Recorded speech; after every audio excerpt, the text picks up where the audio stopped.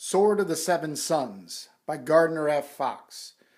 Originally published in Planet Stories, Spring 1947. Read by Kurt Brugel. Part 1. Their world was dark. Their god machine was dead. Savage hordes threatened to overrun them and smash them. What then was Flame doing in the desert, alone with the wreck of a spaceship and a strangely wrought sword?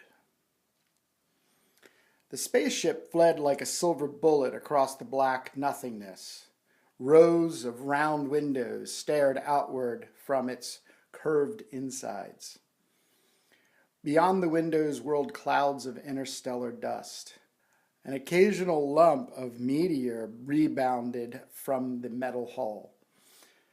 To port shone the triple stars of a constellation utterly foreign to those in the ship. To starboard gleamed the strangely altered pattern of the constellation Hercules.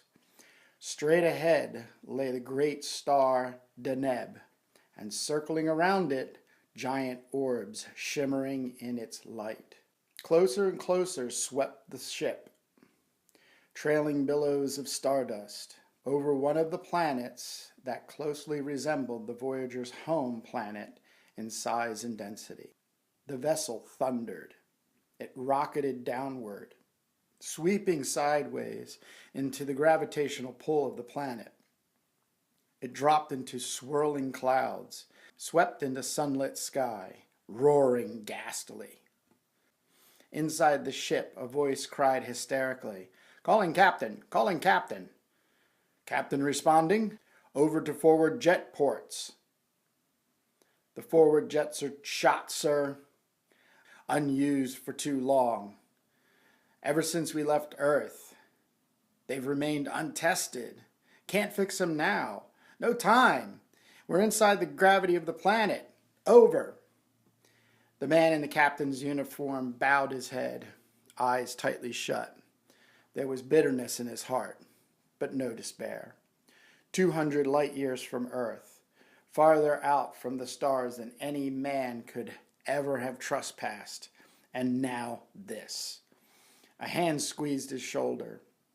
He glanced up, found the blue eyes of his wife smiling at him, heard her voice whisper, "At least we'll be together, darling." He patted her hand. Through the compressed quartz panels, they stared at the world unfolding beneath them. Rolling plains covered with long grasses that swayed gracefully before the wind bordered high. Black mountains that capped mounds of snow at their peaks. In the distance was the blue of a sea. "Lovely world," he whispered. "You were right, John. Your calculations prove the habitability of Deneb's planets. You would have been famous." He chuckled. "This is one consolation, darling. But I'd hoped for so much more than that. A land to bring the restless spirits, where they could dwell apart from the regimented ones. To form a new country to call their own." He broke off. The ship was quivering, shuddering in the mad pace of the unchecked flight.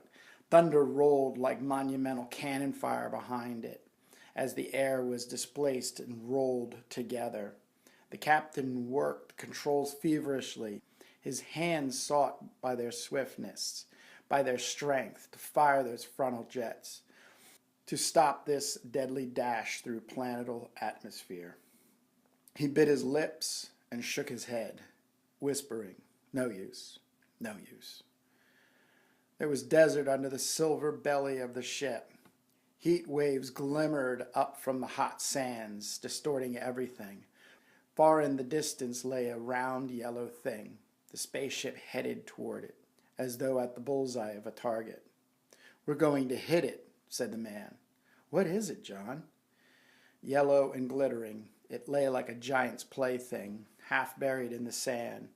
It was a prism with clean, straight facets, fitted together that seemed to stretch out at every angle to gather in the heat from the desert.